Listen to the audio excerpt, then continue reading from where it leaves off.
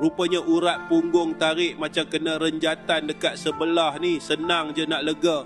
Tapi ramai orang lambat sedar sebab mula-mula dia datang macam sakit biasa je. Sengal sikit kat punggung, pinggang rasa ketat, duduk lama rasa tak selesa, bongkok sakit, tunduk sakit, baru nak mula jalan kaki rasa lembik sebelah. Sakit saraf punggung ni bukan sakit yang luka berdarah, tapi dia rampas rutin hidup kita secara perlahan.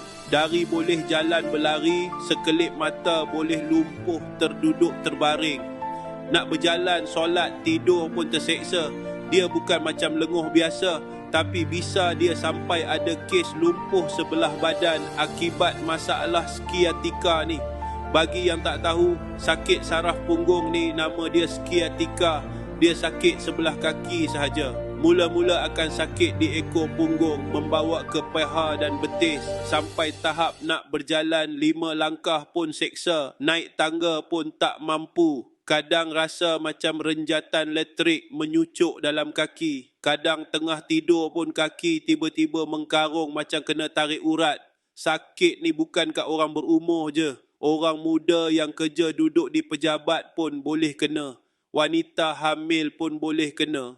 Malah orang lelaki yang suka letak dompet kat poket belakang seluar pun boleh kena. Tapi tak ramai orang faham. Kadang orang kata kita mengada, pemalas. Sebab tu ramai kena kecam. Lagi sedih, ramai dah habis duit pergi urut, sapu minyak panas, cucuk ubat tahan sakit. Tapi kejap, okey, lepas tu datang balik. Sampailah ada satu universiti ni buat kajian dan hasilkan satu kapsul khas dari ramuan herba damar merah dan pegaga. Menurut kajian tu, 2 herba ni bantu redakan urat simpul dan tersepit kat punggung tu. Apa yang buat aku terkejut, ramai maklum balas pengguna kata mula rasa badan lebih ringan, senang bergerak dan kaki dah kurang mengkarung waktu malam. Ada yang sebelum ni nak bangun dari duduk pun kena tahan dinding, sekarang dah mula boleh berjalan lebih selesa.